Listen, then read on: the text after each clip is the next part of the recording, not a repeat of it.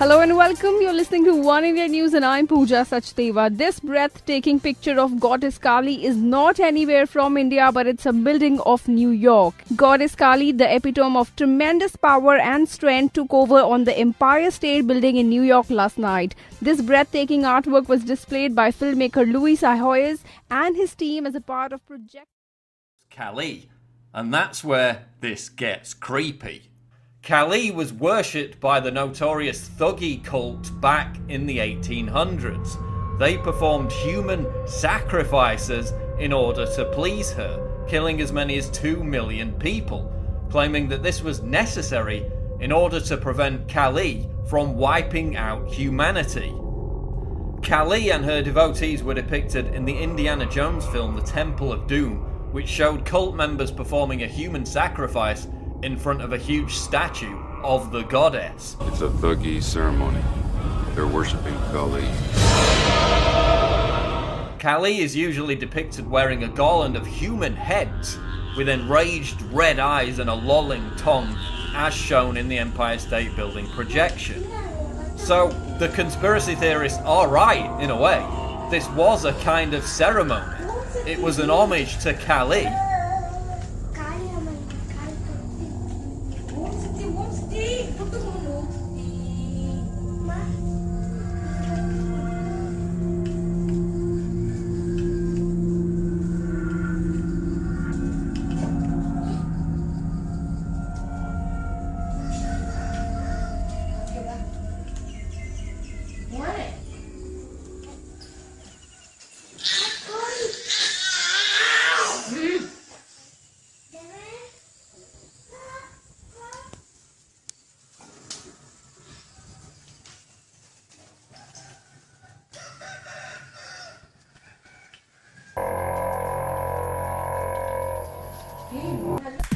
No trip to Los Angeles is complete without a stop in Hollywood. This entertainment mecca is one of the most visited destinations in Los Angeles.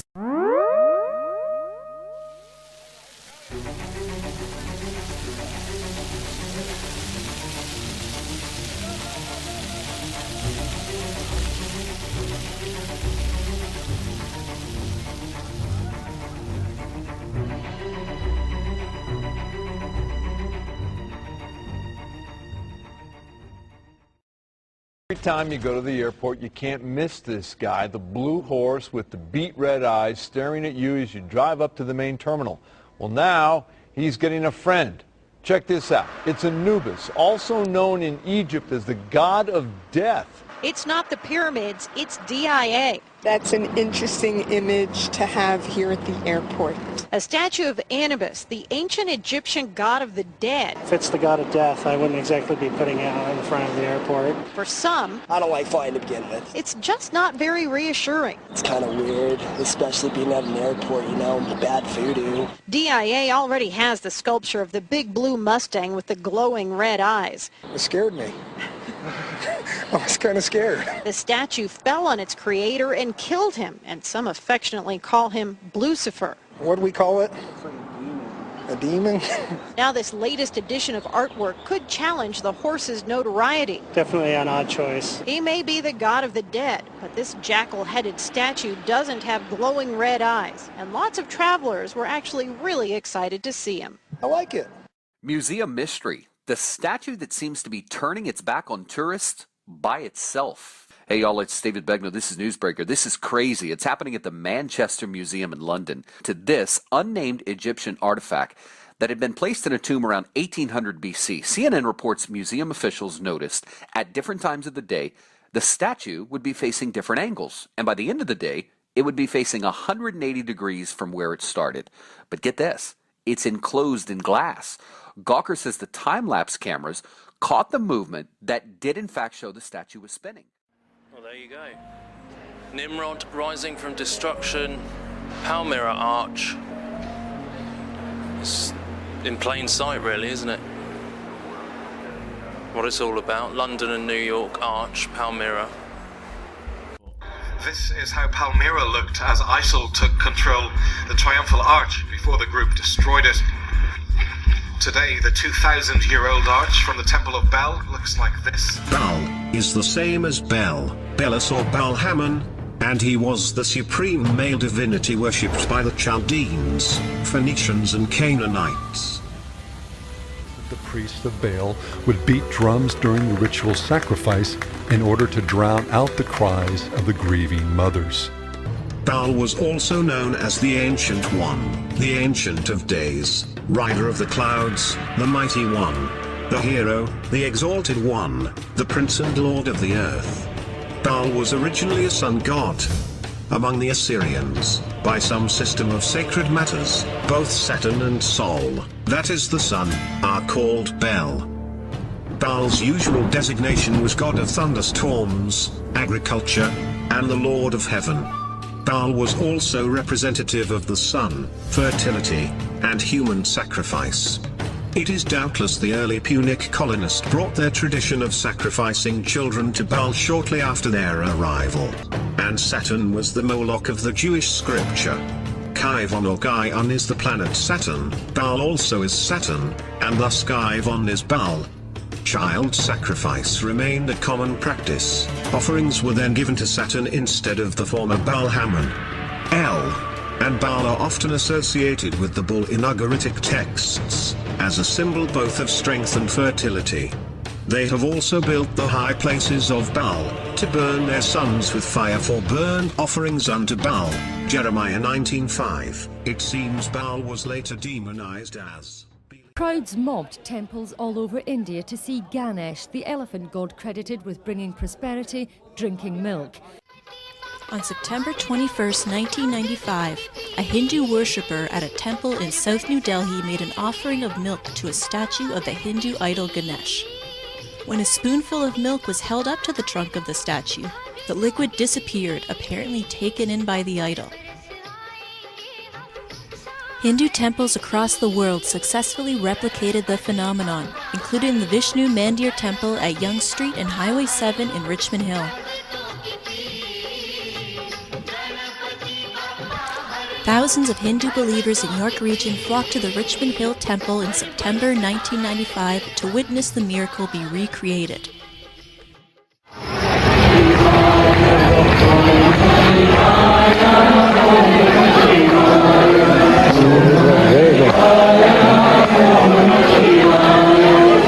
We have discovered that the Ganesh Murti, the Ganesh statue, milk is offered to it and it has been absorbed by the statue. This has started in India, as you may know, and we have discovered this since 12 o'clock yesterday.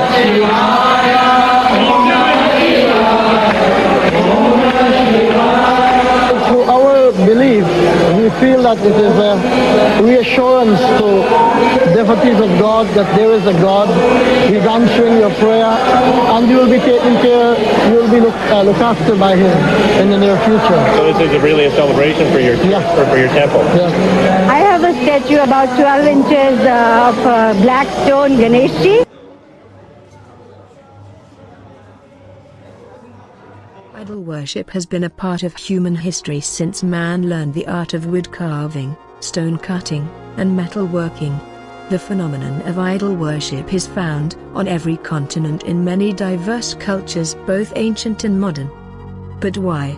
Many religious teachings surrounding idols describe them as mere physical objects that represent extra-dimensional entities or the attributes of their otherworldly power. Some of the earliest human cultures believed that these objects could be inhabited and possessed by their gods. The Bible also has many passages that confirm this ancient worldview, except instead of referring to the power behind these idols as gods, the Bible refers to them as demons and fallen angels. In the book of Psalms, the Bible talks about idols having been inspired by fallen angels who had fallen from heaven. Idols are an essential part of many occult practices. The veneration of these deities is observed through prayer offerings and sacrifice. These offerings are designed to grant worshippers favor with their God.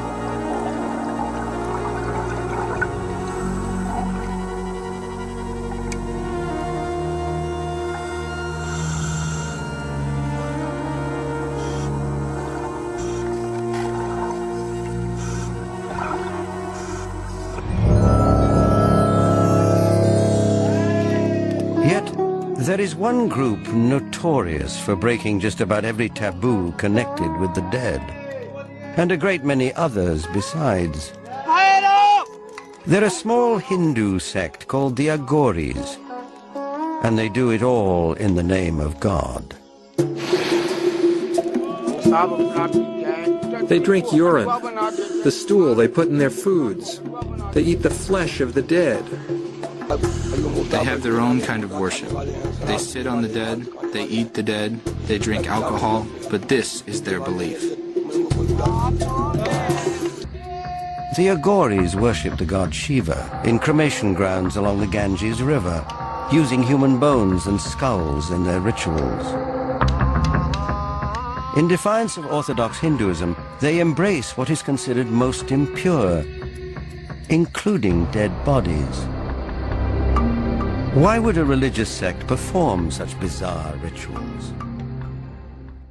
Now a story about one of America's most prestigious universities, a well-known family, and a legendary American Indian leader.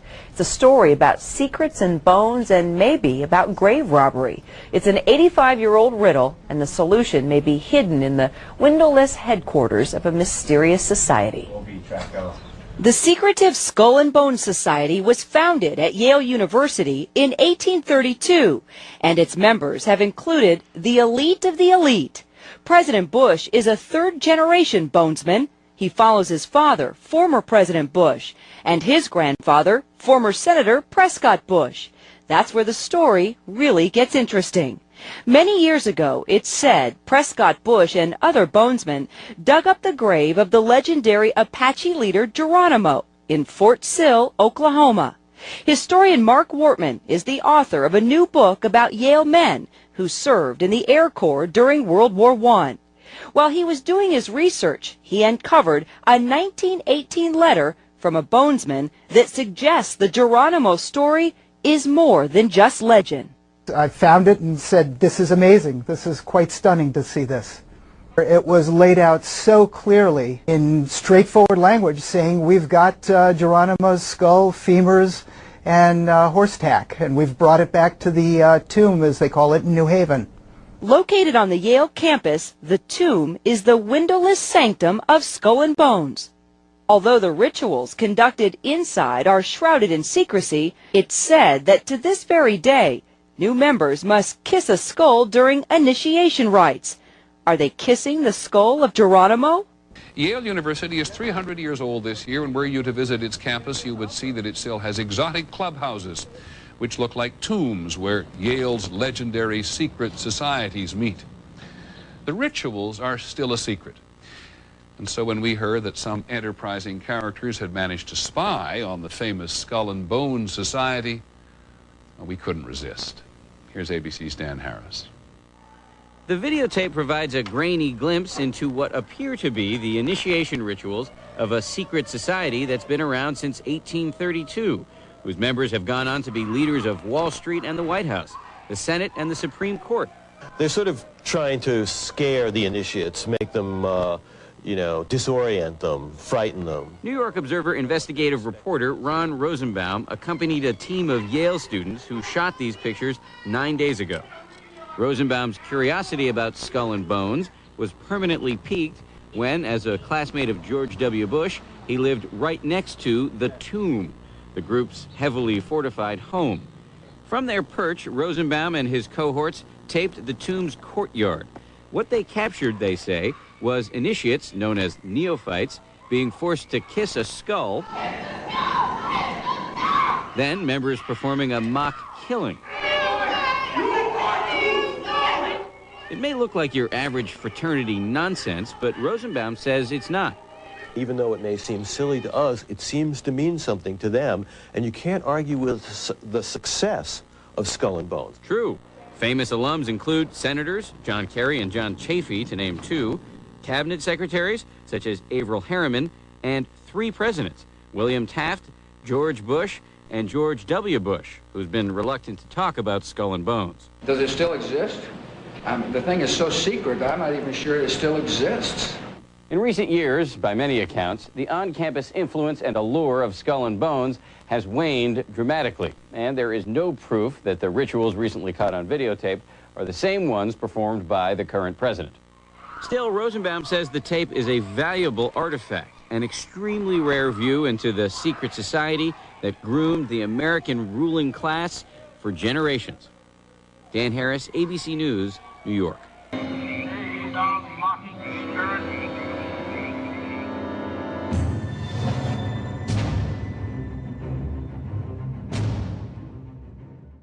There are three major icons used in the cremation of care ritual. Moloch, the owl idol, the curved staff carried by the high priest, and the eternal flame lamp, the Arabian-style lamp, which the priest uses to ignite his torch, which he then uses to burn the human effigy care. Here are video stills of the effigy after it has been burned on the altar in the morning. Many researchers of the global elite believe that real sacrifices are going on at the grove. When I filmed the ceremony in 2000, I saw no evidence of this. It looked like an effigy, and the Druid priest were easily able to pick it up and take it up the steps to the platform. Our inside source informs us that there are actually 4 effigies used in the ceremony. One brought in on the back of the wagon, another that's used behind the trees, another that's brought across by the Grim Reaper to the steps of the idol, and still another effigy that is placed on a black altar before Moloch, the demon god, and burned. And this is the first and only time that video has ever been shot inside of the owl idol.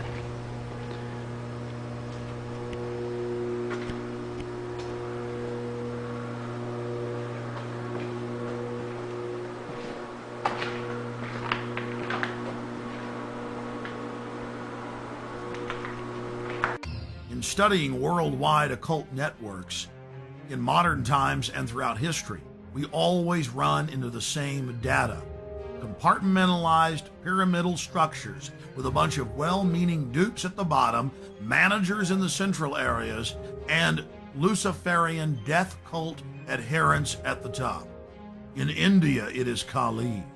The Mayans and Aztecs' greatest gods were the gods of death. It was the same in Egypt and in Babylon, as well as Rome and ancient Greece. But what about those sweet little Hawaiians? Ah, you guessed it, throwing virgins into that live volcano. The god of death demands it, so the rest of us can live. The Druids would bash their children's brains out and kick them into a peat bog. Noblemen would willingly give themselves up to the Druidic priest to have their throats slit before they were thrown into fiery pits, known as bonfires today. Don't forget the European tradition of the Burning Man. Take your strongest man when times get tough, strap him into a huge wicker effigy of a human and torch him. That will make the gods bring back the fertility. That will make the gods bring life to the tribe. Death brings life. They call it creative destruction, but in reality it is simply a tool of the elite to abuse, subjugate, and dominate their populations for their own good. We're looking at ancient propaganda. So the Illuminati has set up multiple enormous monuments. Go to Rockefeller Center. Rockefeller Plaza. The house that Rockefeller built. Yes. Check out, this is Prometheus here. Well, he's got the torch in the right hand the same way as the Statue of Liberty. Mark Dice said this is a representation of Lucifer that we should be looking for in Rockefeller Plaza. Right. Hey, you guys catching the flags? What's that reminding you of? Wow, okay, that has... The UN. Very UN-like, yes. You know, New World Order, UN flags everywhere, directly in the center. Prometheus, Lucifer. At the center. But what's interesting, I think, is that, you know, Rockefeller, the one who allegedly admitted being in a secret society, right, and wanting a New World Order, would have a place after him like this, with Prometheus right in the middle of it, the UN sort of flags around. I mean, it's sort of, in a sense, I think, going along with what Mark Dice was saying. Can you tell us a little more about the symbolism in the Statue of Liberty? Absolutely. If you look at the radiant crown, she has these 7 horns sticking out of her head. That's symbolic of the sun, representing enlightenment. Isn't enlightenment a good thing? Enlightenment is a good thing to them. It doesn't represent America. It doesn't represent freedom. It represents Lucifer, Satan. If you want to learn about political power, you must look at the Illuminati. If you're looking into the Illuminati, the Statue of Liberty is just a footnote. The Illuminati identify with Lucifer, and that is their huge idol dedicating this country to him and showing that they rule here. And this is hidden in the Statue of Liberty. Lucifer literally means the light bearer, okay? So for the Statue of Liberty, you have the torch representing light and enlightenment. All of us are looking at it, and it's a symbol of peace and freedom and liberty. Well, I know that this is a little hard to swallow, especially if you're new to this. To say the least. The Illuminati is not only a religious secret society, it's very powerful men are members of this organization, and they pull the strings from behind the scenes.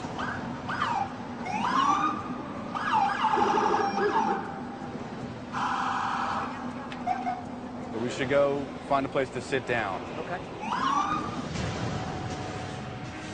Let's just see what some other people have to think, some other prominent historical figures. I'll go to the Library of Congress and I'll show you George Washington's handwritten letter. George Washington. This was a letter written in 1798. It was not my intention to doubt the doctrines of the Illuminati, and the principles of Jacobitism had not spread to the United States. On the contrary, no one is more satisfied of that fact than I am. Central Park has a giant obelisk, a symbol of the Illuminati, another Luciferian symbol, paid for by the second richest man in the world, William Vanderbilt. William Vanderbilt put this up, he paid and for he's it an to Illuminati. come. Yes.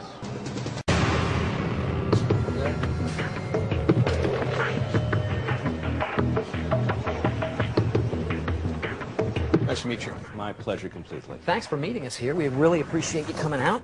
We're trying to figure out whether the Statue of Liberty has some sort of hidden meaning, maybe something sinister or nefarious.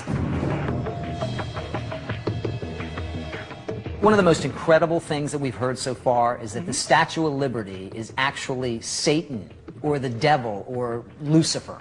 The Statue of Liberty actually is a symbol of Lucifer. Oh.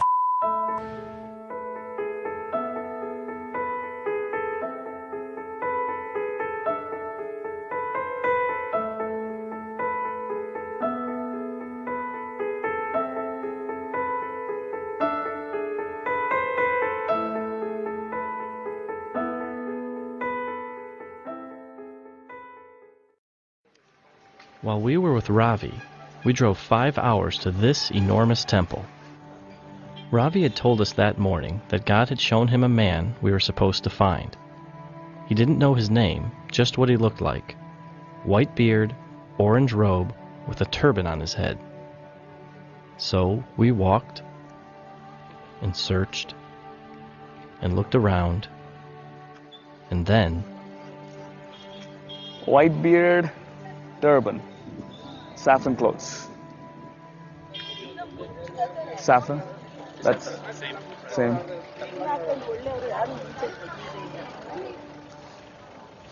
There he is. Samuel got him. No freaking way. I couldn't believe what I was seeing. It's one thing to read about this stuff happening in, like, the book of Acts, but it's something else entirely when it's happening right in front of you. Who was this person? Why did God tell us to find him? ಎಷ್ಟು ವರ್ಷದಿಂದ ಸನ್ಯಾಸಿ ಆಗಿದ್ದೀರಾ? ಎಷ್ಟು ವರ್ಷದಿಂದ?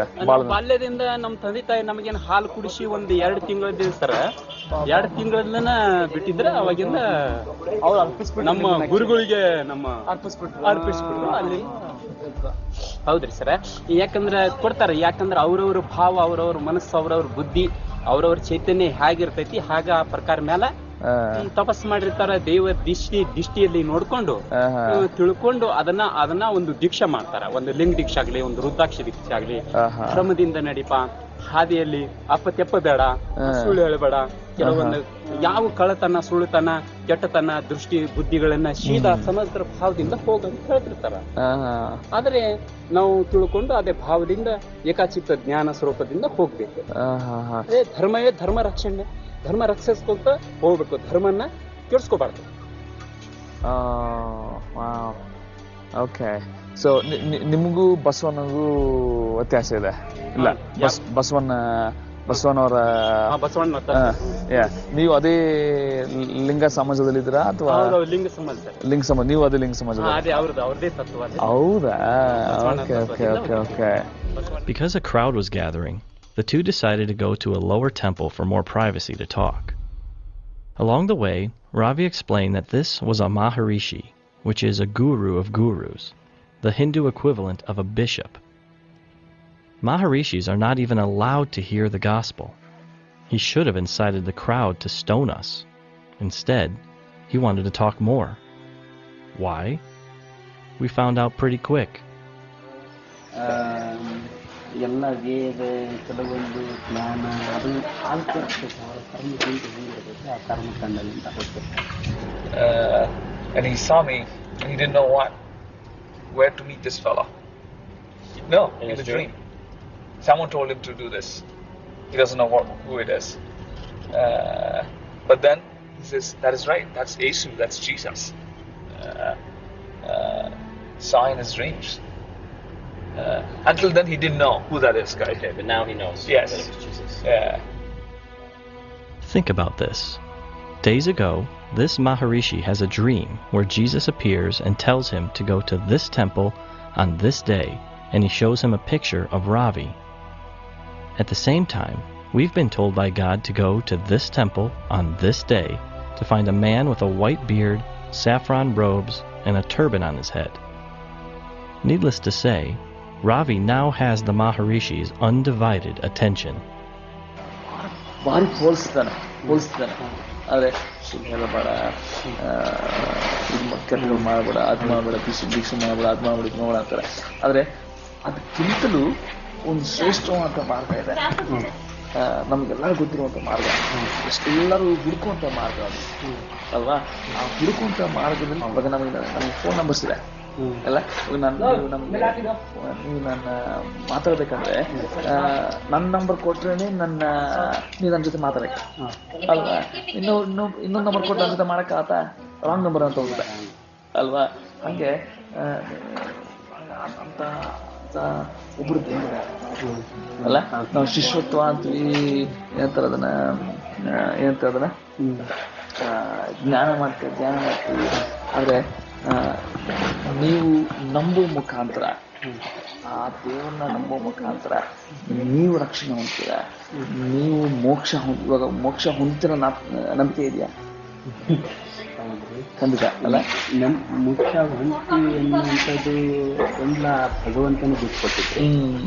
ಗುರು ದೇವೋ ಭವ ಆತ್ಮೋ ಜೀವ ಸತ್ಯ ಎಲ್ಲ ಪರಮಾತ್ಮನ ತಾಯಿ ದೇವಿದು ಎಲ್ಲ ಕರ್ತವ್ಯ ಭಕ್ತಿ ಭಾವನೆ ನಡೆಯುವಂಥದ್ದು ನಡೆಯುತ್ತೆ. ನಾವು ಸುಮ್ಮನೆ ಪರಮಾತ್ಮ ನಮಗೆ ಏನು ಬೇಡ, ನಾವು ಹುಟ್ಟುದು ಸಾವುದೇನು ಬೇಡ, ಸದಾ ನಿನ್ನ ಪಾದನ್ನೇ ಇಟ್ಕೋ, ಕರುಣೆ ಮಾಡಿದ್ರೆ ಆ ದೇವರಲ್ಲಿ ಭಕ್ತಿ ಇತ್ತು, ದಯಾಮಯ ಭಕ್ತಿ ಇತ್ತು,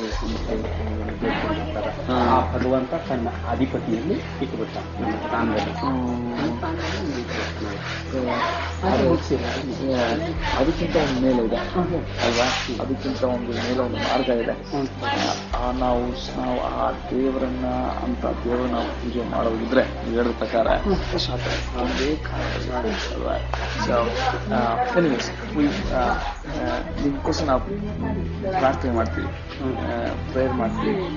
ನೀವು ನಾ ಜನರಿಗೆ ಒಳ್ಳೇದು ಮಾಡಬೇಕು, ನಾ ಜನರ ಶಿಷ್ಯತನ ಮಾಡಬೇಕು ನೀವು. At this point, a Maharishi becomes a Christian, and he, more than anyone, realizes the holy nature of this moment and he removes his sandals because he is on holy ground. You are staring in the face of a miracle. A man who has searched his whole life for his father finally finds him.